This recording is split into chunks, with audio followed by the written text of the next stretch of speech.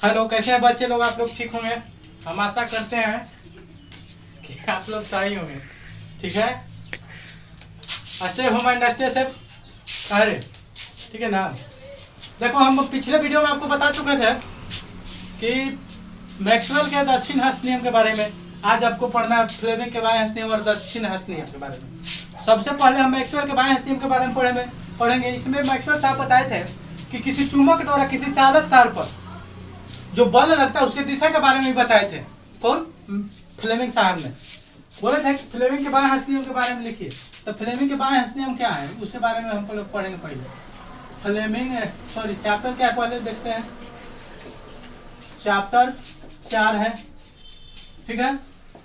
चुंबकीय प्रभाव ना है हो, विद्युत धारा के चुंबकीय प्रभाव। चुंबकीय प्रभाव, विद्युत धारा के चुंबकीय प्रभाव के बारे में पढ़ना है। फ्लेमिंग के बाएं हस्त नियम। कौन? फ्लेमिंग के बाएं हस्त नियम। हस्त नियम क्या है? तो फ्लेमिंग के बाएं हस्त नियम क्या है? तो फ्लेमिंग साहब ने बताए थे सुबह कि किसी भी चुंबक द्वारा किसी चालक तार पर जो बल लगता है उसके दिशा के बारे में बताए थे। ये बताए थे कि अपने बाएं हाथ के 3 उंगलियों को इस तरफ पकड़ेंगे। कौन कौन 3 उंगलियां? मध्यमा, तर्जनी और अंगूठा को। मध्यमा, तर्जनी और अंगूठा को एक लंबवत बनाते हुए, तीनों को एक दूसरे के लंबवत करते हुए इस प्रकार रखेंगे कि जो अंगूठा है चुंबक के बल की दिशा को, यानी बल की दिशा को बताती है। जो मध्यमा है और तर्जनी है, आपको चलवा मध्यमा जो होगा, आपको जो होगा चलवा तर्जनी जो होगा, तर्जनी चुंबकीय क्षेत्र। तर्जनी कौन हुआ ही ना, बोलना रे। तर्जनी ना, तर्जनी चुंबकीय क्षेत्र को और मध्यमा धारा की दिशा को बताती है। मध्यमा किसको? धारा की दिशा को। फिर से समझेंगे। फ्लेमिंग के बाएं हस्त नियम बोले फ्लेमिंग साहब कि अपने बाएं हाथ के 3 उंगलियां अंगूठा, तर्जनी और मध्यमा को इस प्रकार रखेंगे, एक दूसरे के लंबवत रखेंगे कि जो अंगूठा होगी ये बल की दिशा को बताएगी। किसको? बल की दिशा को बताएगी। तर्जनी जो होगा चुंबकीय क्षेत्र की दिशा को बताती है, जबकि मध्यमा जो है धारा की दिशा को बताती है। मध्यमा किसको बताती है? धारा की दिशा को बताती है। यही आपको लिख देना है, ठीक है। यही हम लिखते हैं कि फ्लेमिंग साहब ने बताया कि लिखेंगे कि फ्लेमिंग के बाएं हस्त नियम, बाएं हस्त देखिए नियम में, फ्लेमिंग के बाएं हस्त नियम में बाएं हाथ के 3 उंगलियां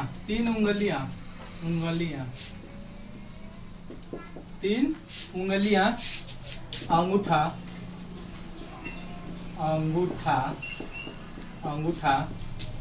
तर्जनी और मध्यमा,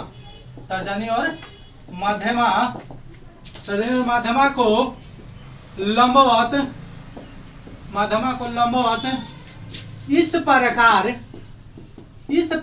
रखते हैं कि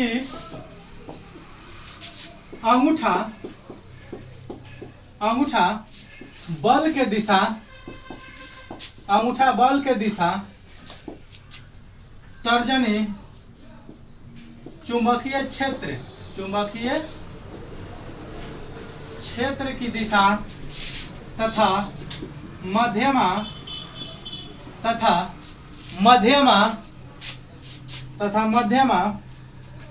धारा की दिशा को बताती है। धारा की दिशा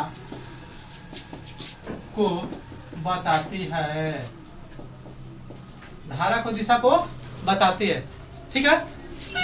आप लोग को समझ में आ गया होगा। देखिए जैसे चित्र है,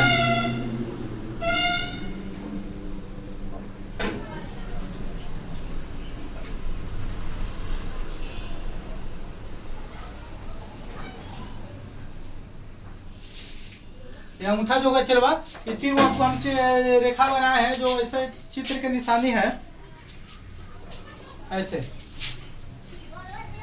ऐसे जो है चलवा, ये आपको हम बता दें कि ये अंगूठा है, ये तर्जनी है और ये मध्यमा है। उसी तरह ये अंगूठा है, तर्जनी है और मध्यमा है। ठीक है, इसके बारे में कि जो अंगूठा है वो बल के दिशा को, अंगूठा जो है बल के दिशा को यानी गति को, बल या गति के दिशा को, बात देखे, बल या गति के दिशा को, क्षेत्र के दिशा को और धारा के दिशा को बताएगी।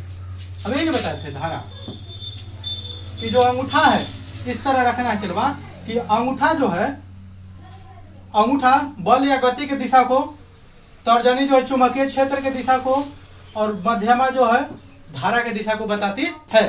यही आप फ्लेमिंग साहब ने अपने बायहंस नियम में बताए थे। इस नियम पर आधारित चलवा, सॉरी ऐसे लिखो, मोटर फ्लेमिंग के बाएं हस्त नियम पर आधारित है। बाएं हस्त नियम पर कुछ है आधारित है, न हो बोलना रे। मोटर फ्लेमिंग के बाएं हस्त नियम पर है, आधारित है। हम आशा करते हैं कि आपको समझ में बहुत बढ़िया से आ गया होगा। अगर नहीं है तो आप कमेंट कीजिए, तब तक आप स्क्रीनशॉट लीजिए, आगे आप बताने देते हैं हम इसके बारे में।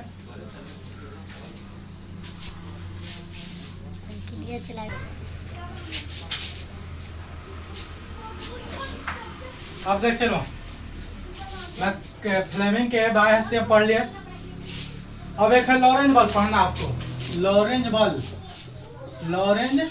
बल किसे कहते हैं? बल किसे कहते हैं? लॉरेंज बल किसे कहते हैं? तो लॉरेंज बल चलवा, जब कोई चालक के हम चुंबकीय क्षेत्र में रखते हैं तो उसके इलेक्ट्रॉन पर एक बल लगता है जिसे हम लॉरेंज बल कहते हैं। उसे इलेक्ट्रॉन पर एक बल लगता है जिसे हम क्या कहते हैं? लॉरेंज बल कहते हैं।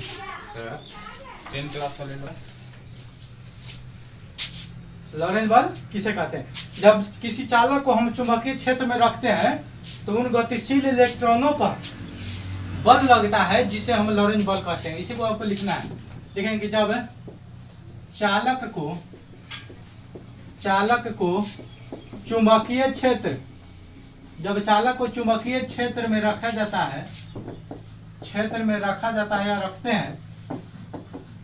रखा जाता है तो उन गतिशील इलेक्ट्रॉनों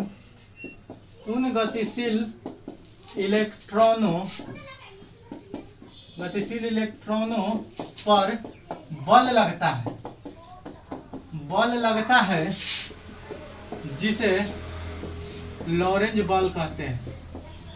जिसे लॉरेंज बल कहते हैं। ठीक है रे, बोलना रे। लॉरेंज बल किसे कहते हैं? कि जब चालक को, हम कोई चालक को जहां चुंबकीय क्षेत्र उसमें हम रखेंगे तो उन गतिशील इलेक्ट्रॉनों पर एक बल लगता है, वह बलवा का हम लॉरेंज बल कहते हैं। उस बलवा को हम क्या कहते हैं? लॉरेंज बल कहते हैं। ठीक है, हम आशा करते हैं कि आपको समझ में आ गया होगा। आप स्क्रीनशॉट लीजिए, तब इसके बारे में हम बताते हैं लॉरेंज बल के बारे में आगे।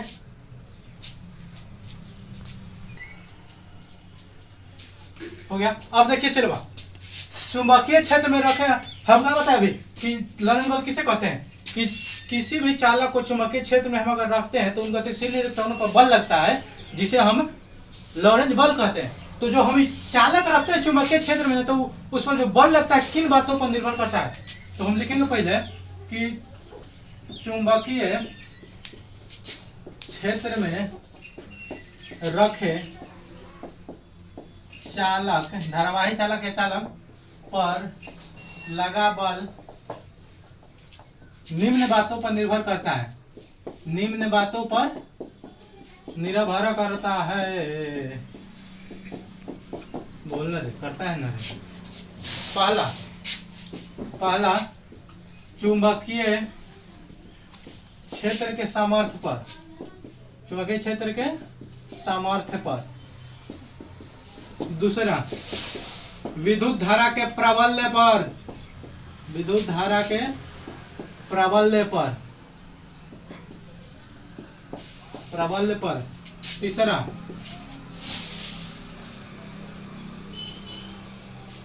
तीसरा चालक के लंबाई पर, तीसरा चालक के लंबाई पर, तीसरा कुछ पर चालक की लंबाई पर। देखिए हम जब किसी चालक को चुंबकीय क्षेत्र में रखते हैं तो ऊपर जो बल लगता है किन बातों पर निर्भर करता है।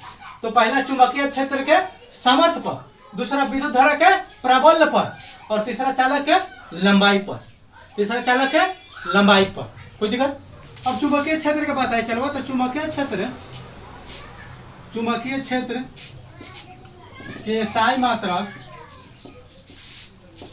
टेस्ला होता है चलवा, जिसे टी से लिखते हैं, टेस्ला होता है, टेस्ला होता है, तथा CGS मात्रक गॉस होता है, गॉस होता है।